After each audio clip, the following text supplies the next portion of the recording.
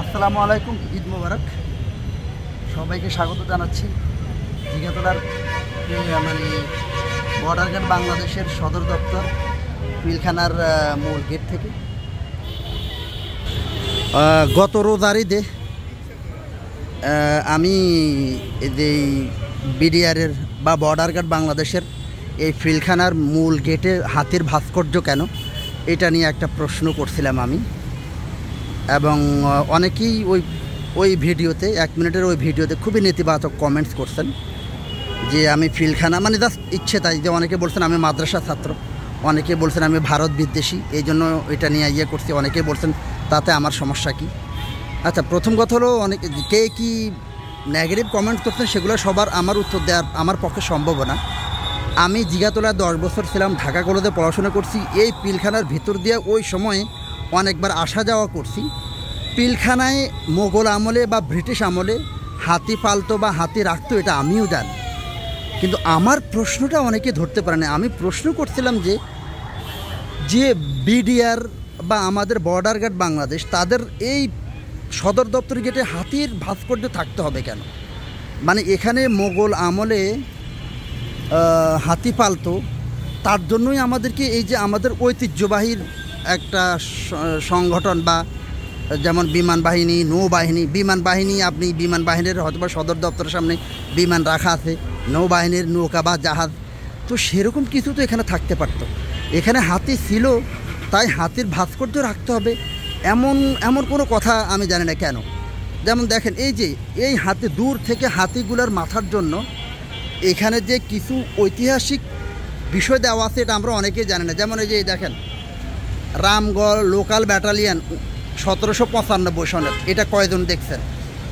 Bengal military police 1891, এই জিনিসটা কয়টা দেখছেন? এখন এই হাতিটার জন্য, এই হাতিটার এত বড় বডিটার জন্য এই যে ঐতিহাসিক কিছু যে মানে বিভিন্ন ব্যাটালিয়ন বা মিলিটারির যে ছবিগুলো দেওয়া আছে সেই জিনিসটা কিন্তু একদমই দেখা যাচ্ছে না।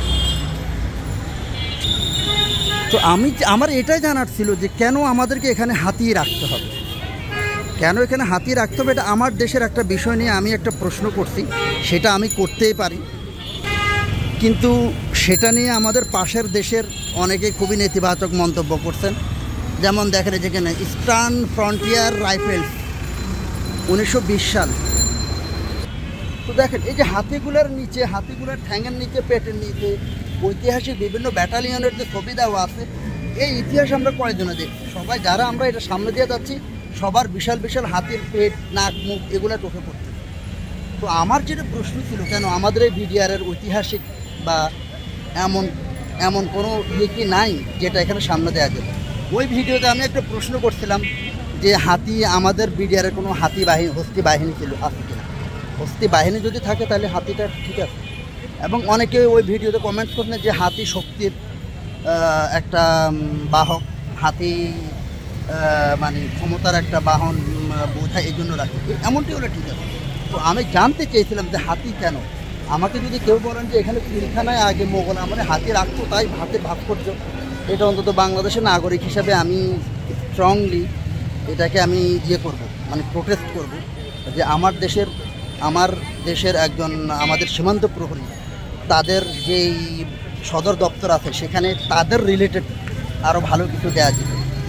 যেমনটা আমি বললাম যে বিমান বাহিনীর অফিস বা সদর দপ্তর, ওখানে বিমান দেওয়া থাকে, আমরা যখন বিদর্শনের ওইদিকে যাই একটা বিমান দেওয়া বোঝা যায় যে এটা তেজগাঁওয়ের বা আগে যে বিমান বাহিনী দিয়ে থাকে সেটা। তারপরে নৌবাহিনী তাদের যে সে দেখ, তো আমার কথাটা আপনারা বুঝতে পারছেন।